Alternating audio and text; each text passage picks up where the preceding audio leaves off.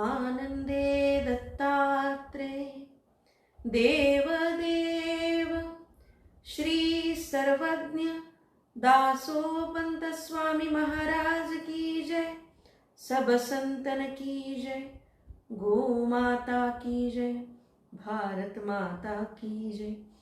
सद्गुरु आनंद स्वामी महाराज की जय। आर्य सनातन वैदिक हिंदू धर्म की जय।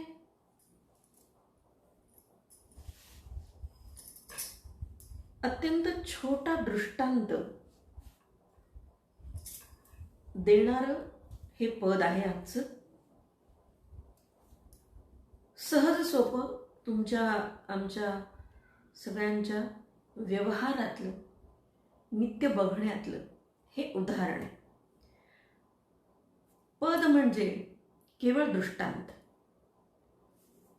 आणि या दृष्टांत दिल्याच्या नंतर दासोपंतांनी सर्वसामान्य माणसाची वृत्ती काय असते किंवा आम्ही कसे आहोत याविषयीचं एक प्रातिनिधिक मत टिप्पणी म्हणता येईल तशी ती केली।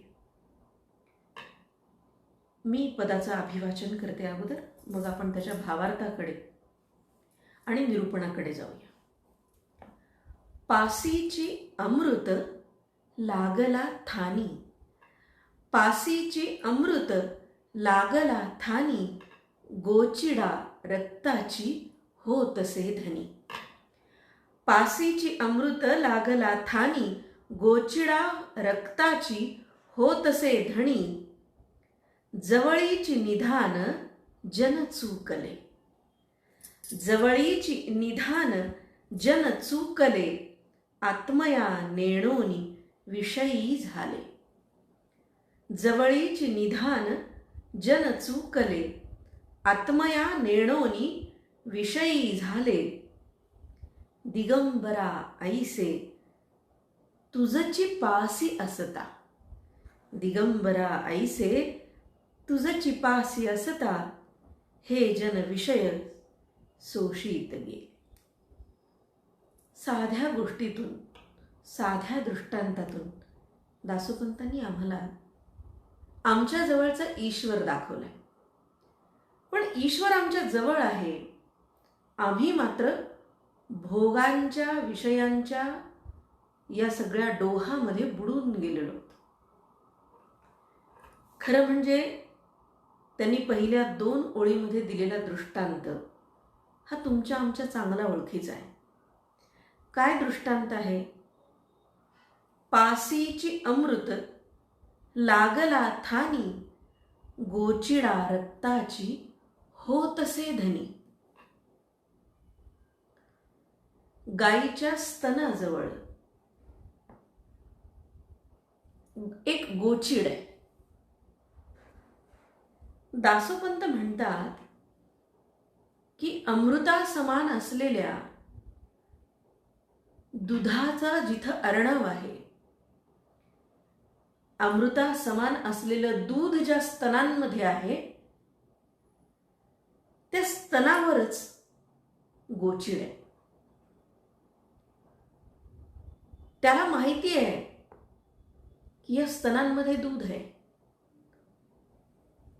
पण त्याची वृत्ती काय आहे याचं वर्णन त्यांनी पुढच्या चरणामध्ये केलंय। ते म्हणतात, गोचिडा रक्ताची होतसे धनी। तो मात्र त्या स्तनाच्या जवळ बसून चिटकून गाईचं रक्त पितोय,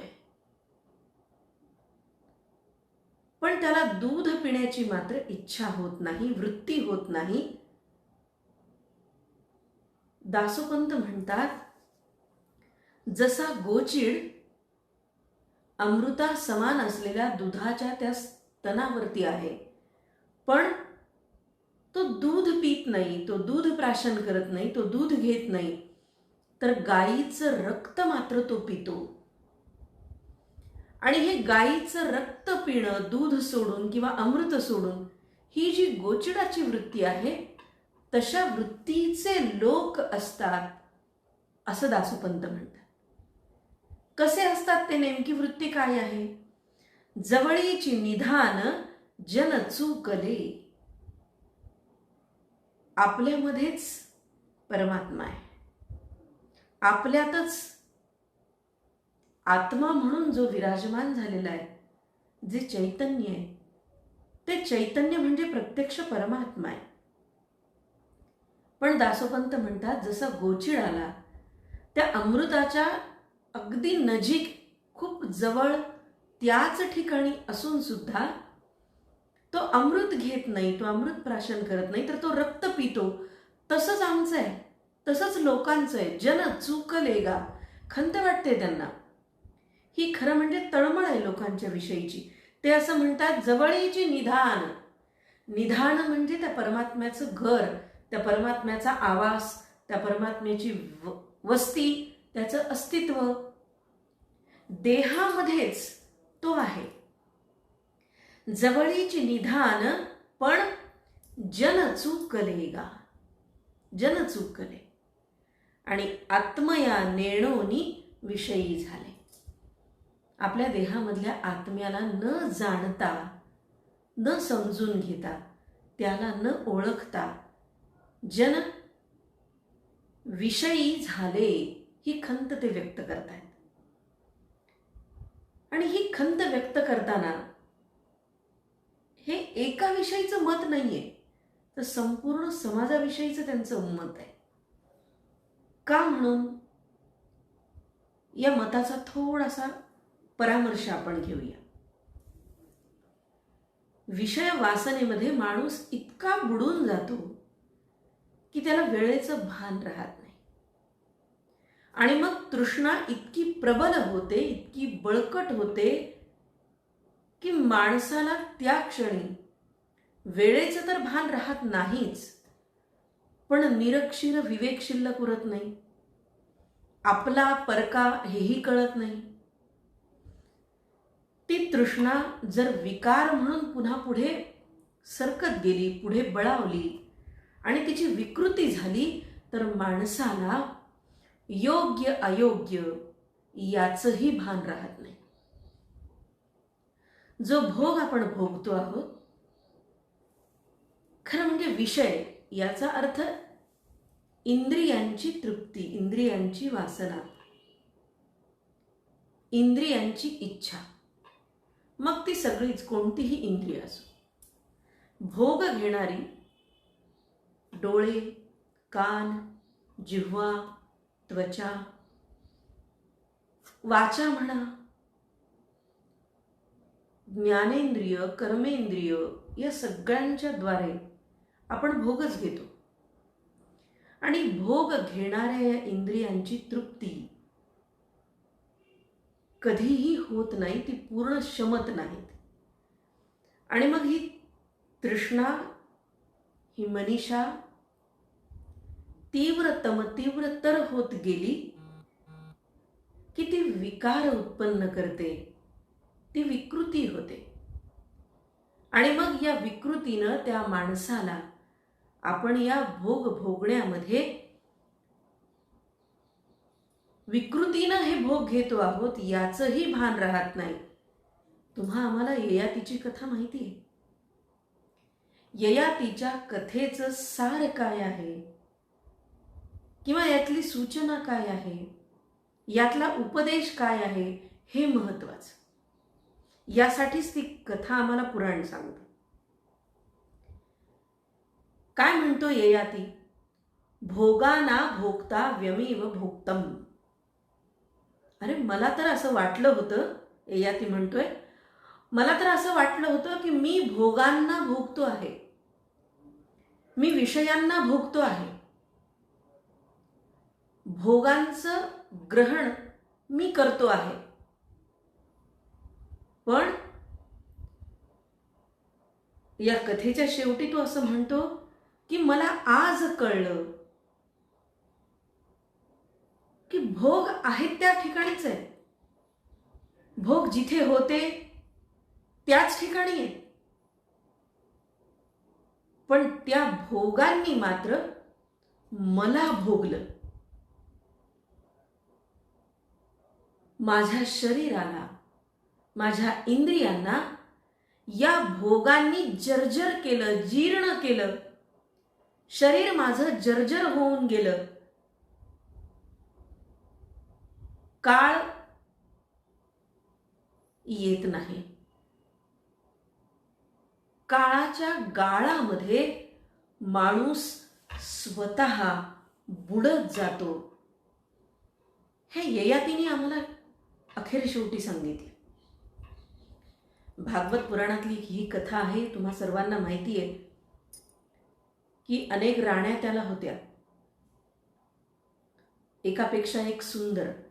आता हे फक्त याच भोगाच्या बद्दल का सांगितलंय, तर सर्वाधिक आनंद देणारा हा भोग आहे. कान, नाक, जिव्हा यांच्यापेक्षाही हा भोग, ज्याला आपण विषय वासना असं म्हणतो, स्त्री कामनेची तृप्ती, हा सर्वाधिक उच्चतम, तीव्रतम असलेला विषय वासनेची पराकाष्ठा असं म्हणूया आपण. तो हा भोग आहे, म्हणून त्याचा दृष्टांत दिलेला आहे. बाकी इतरही गोष्टीचे दृष्टांत आहेतच. आणि एकापेक्षा एक सुंदर राण्या ययातीला होत्या. त्याचे 100 वर्षाच्या नंतर मृत्यू आला आणि मृत्यू त्याला घेऊन जाण्यासाठी आल्यानंतर ययातीनं त्याला विचारलं, तू कोण? तेव्हा मृत्यू म्हणाला, मी मृत्यू आहे महाराज, तुम्हाला नेण्यासाठी आलो आहे. तुमचं अस्तित्व या पृथ्वीतलावरचं संपलेलं आहे आणि आपण आता माझ्यासोबत यावं. तुमचा देह पडणार आहे आणि तुम्हाला कुठलेही भोग आता इथून पुढे घेता येणार नाही. आणि तेव्हा ययाती गडबडला आणि तो मृत्यूला म्हणाला, परमेश्वरालाही म्हणाला, देवा, आत्ताच तर मी हे भोग भोगायला सुरुवात केली आहे. असा कितीसा काळ गेलाय, असा कितीसा काळ लोटलाय की या स्त्रियांच्या सोबत मी संग करतो आहे, आनंद घेतो आहे, आणि तुम्ही मला लगेच नेणार? नाही, मी तुमच्या पुढे हात जोडतो. मला तुम्ही आत्ताच घेऊन जाऊ शकत नाही, तुम्ही नेऊ नका मला. आणि मग मृत्यू म्हणाला, असं कसं होईल राजा? मी आलोय तो काही रिकाम्या हाताने जाण्यासाठी नव्हे. मी कदापिही रिकाम्या हाताने जाणार नाही. तुझ्या बदल्यात तू मला कोणाला तरी देऊन टाक. सज्जन हो, असं म्हणतात की राजाने आपल्या सगळ्या मुलांना बोलावलं, ही गोष्ट त्यांच्या कानावर घातली आणि मुलांनी हे ऐकल्याबरोबर मुलांना राग आला. त्यांनी आपल्या वडिलांना खरी खोटी सुनावली. असंही म्हणाले काही मुलं की लाज वाटत नाही? आपला स्वतःचा आयुष्याचा वेळ, आयुष्याचा काळ तुम्ही भोगलातच, आणि आता आमचंही आयुष्य तुम्ही घेणार आहात. तुम्हाला खरं म्हणजे लाज वाटायला हवी. पण असं म्हणतात की त्याच्या पुरू नावाच्या मुलांनी आपलं तारुण्य, आपली यौवनावस्था, तो काळ, यौवन काळ, हा आपल्या वडिलांना दिला. आणि असं करताना 3 वेळेला या ययातीने आपल्या मृत्यूला परत पाठवलं. या गोष्टीचं तात्पर्य असं आहे की खरं म्हणजे असं कोणी मृत्यूला परत पाठवू शकत नाही, किंवा आपल्या मुलाचा यौवनाचा काळ, तारुण्याचा काळ कोणी वापरू शकत नाही. पण ही एक सूचक कथा आहे, हा दृष्टांत आहे. असं कधी होणार नाही. कारण कार्याची व्यवस्था अशी आहे ईश्वराची की असं घडत नाही. सगळे जीव आपल्या प्रारब्धाप्रमाणे, प्रारब्धाच्या अनुसार आपलं आपलं कर्मफल भोगत असतात, भोगून पूर्ण करतात.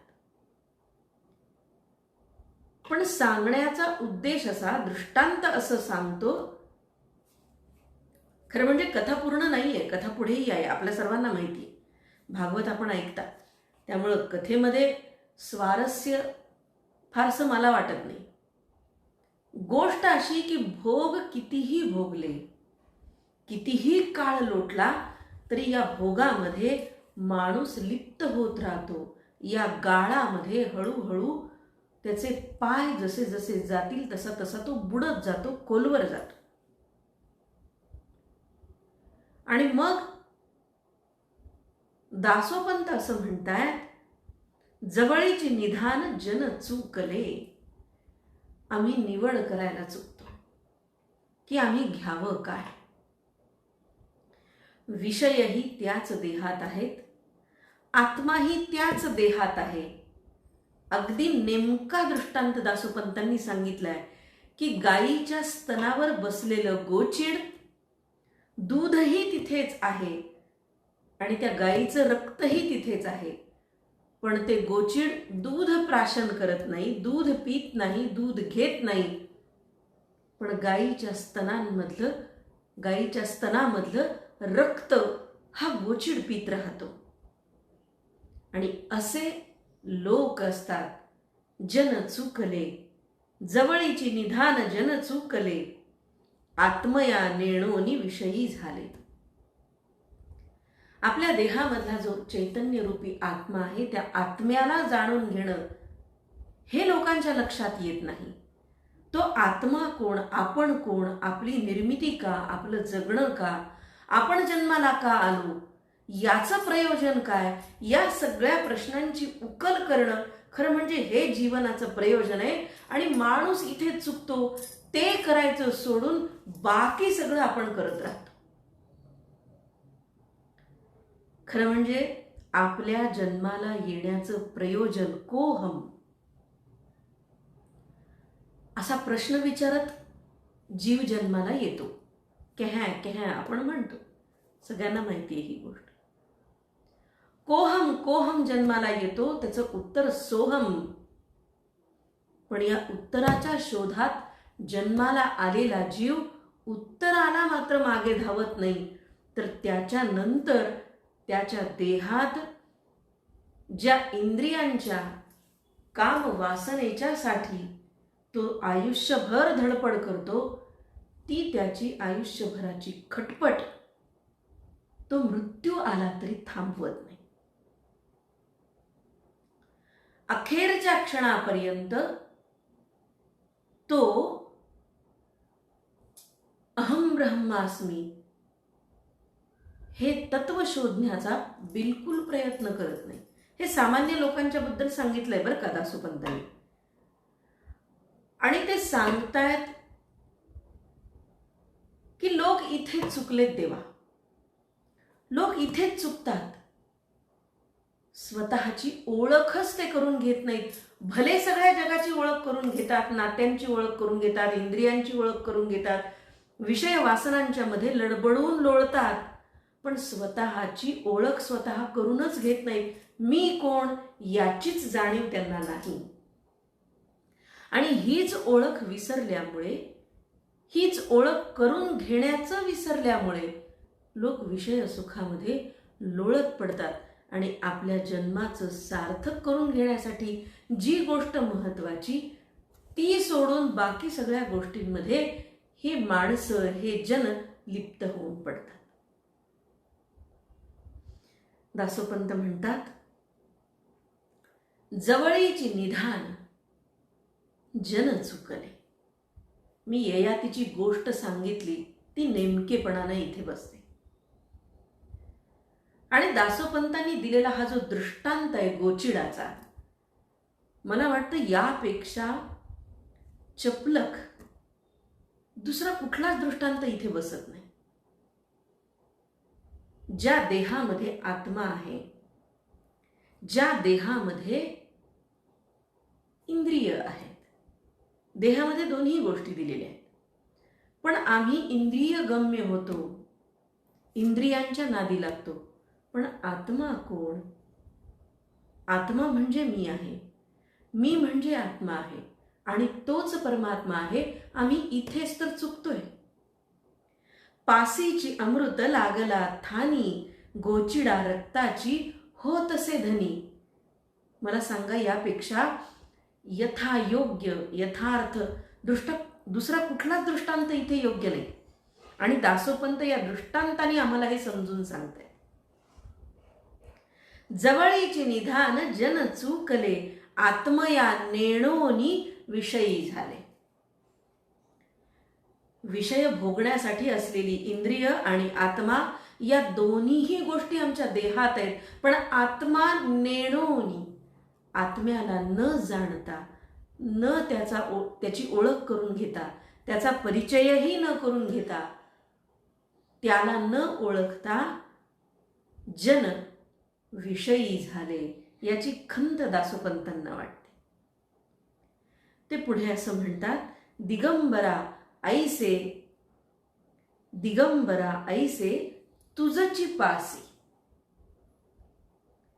अरे आम्ही तुझ्याच जवळ आहे, नव्हे तू आमच्या जवळ आहेस. दिगंबरा ऐसे तुझची पाशी. गायीच्या स्तनावर जसा गोचिड बसलाय, तसा ईश्वर रूपी गायीच्या स्तनावरती जन आहेत. दिगंबरा ऐसे तुझची पाशी. आम्ही इतके तुझ्या जवळ आहोत, पण असता हे जन विषय सोशी. पण आम्ही त्या गोचिडासारखं दूध प्राशन करत नाही.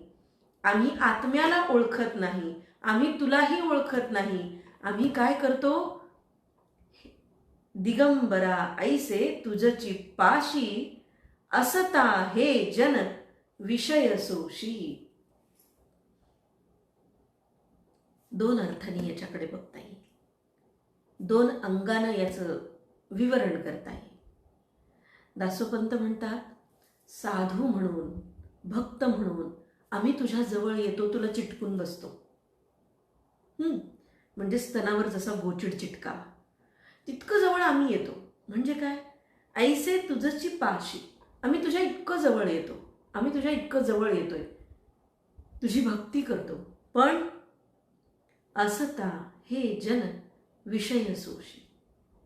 आम्ही जवळ येऊन आम्ही तुझं भजन करतो, पण तुला ओळखत नाही, तुझा परिचय करून घेत नाही, तुझं आकलन आम्ही करून घेत नाही. तर आम्ही काय करतो?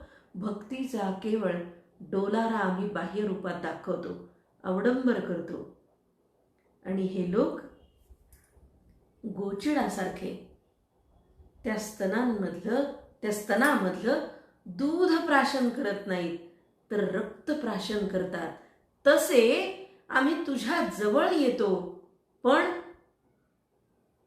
आम्ही विषयाचं सेवन करतो, विषय शोषून घेतो. शोषी असं म्हटलंय त्यांनी, विषय शोषी. म्हणजे गोचिडाचा दृष्टांत दिलाय ना, मग इथे शोषण आलं पाहिजे. म्हणजे याचा किती तर्कशुद्ध विचार सुद्धा आहे बरं का.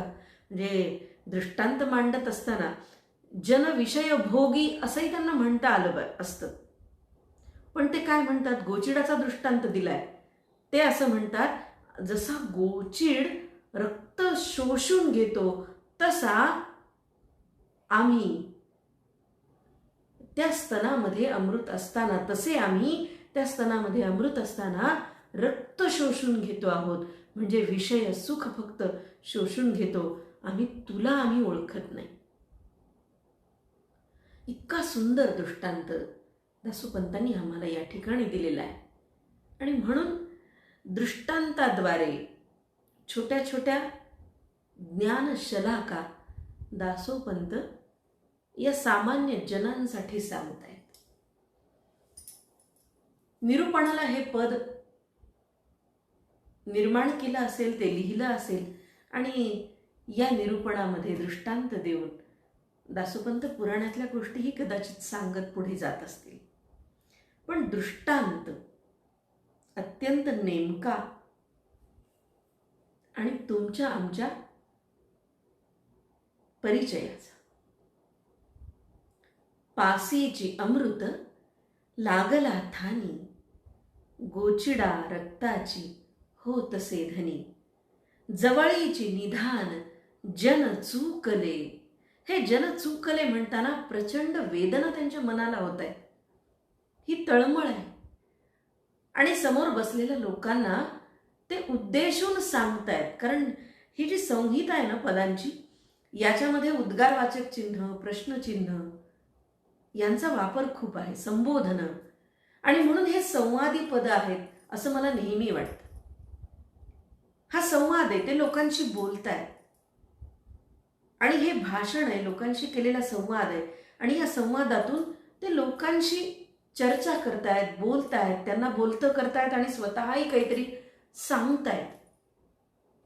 जवळीची निधान जन चूकले, आत्मया नेणोनी विषयी झाले. दिगंबरा ऐसे तुझची पासी, असता हे जन विषय सोशी. आणि उद्विग्न होऊन, मोठं खंतावून दासोपंत हे मत व्यक्त करतायत की लोक चुकलेत देवा. तू इतक्या त्यांच्या जवळ असताना गोचिडाप्रमाणे दूध प्राशन न करता लोक गोचिड जसा रक्त प्राशन करतो तसे केवळ विषयाचं प्राशन करून आपलं आयुष्य संपवतात. अवघ्या आयुष्यामध्ये विषय प्राशनानं त्यांच्या काय हाती लागणार आहे? पण ते स्वतःला ओळखत नाही. ते तुझं स्वरूप, तुझं रूप ओळखू शकत नाहीत, कारण ते अमृत प्राशण्याच्या मार्गावरूनच जात नाहीत. आणि अशा प्रकारचा दृष्टांत देऊन दासोपंतांनी जन शहाणे करण्यासाठीचा हा त्यांचा खटाटोप, त्यांचा धडपडा, त्यांची धडपड आम्हाला अनेक पदांमधून दिसते. असेच अनेक दृष्टांत पुढे दासोपंतांनी दिलेले आणि मी याला दासोपंतांचा जनसंवाद असं म्हणते. कारण त्यांनी मनसंवाद केलाय. स्वतःला उद्देशून स्वतःचं मनोगत असलेली त्यांची अनेक पदं आहेत, आपण बघितली काही. तसा काही त्यांनी लोकसंवाद केला, जनसंवाद केलाय, त्याची काही पदं आपण बघू. तसा त्यांनी ईशसंवाद केलाय, तसा त्यांनी सखी संवाद केलाय. अगदी विवरण, वर्गीकरण म्हणूया आपण साहित्यिक दृष्टीनं थोडंसं, तर असं त्याला म्हणता येईल. आणि हा दासोपंतांचा जनसंवाद आहे.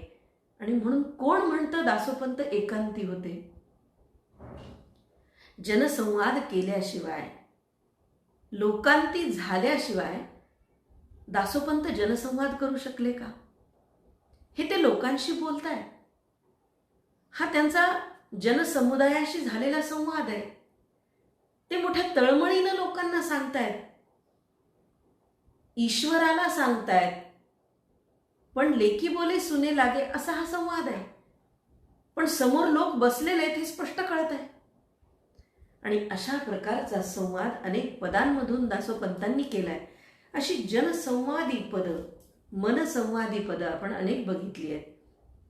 आणि आपण पुढेही दासोपंतांचं मत लोकांना समजावून सांगताना ते कोणत्या प्रकाराने, कोणत्या शैलीनं व्यक्त होत आहेत, ही मोठी गंमतशीर गोष्ट मला वाटते.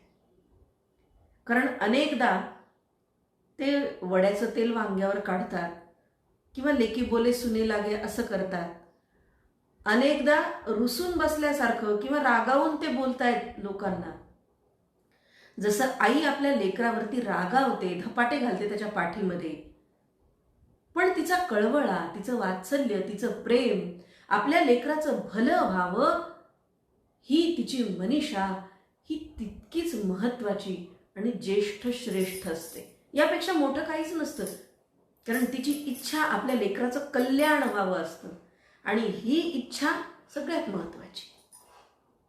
आणि या इच्छेपोटी दासोपंत हा जनसंवाद करतायत असं मला वाटतं.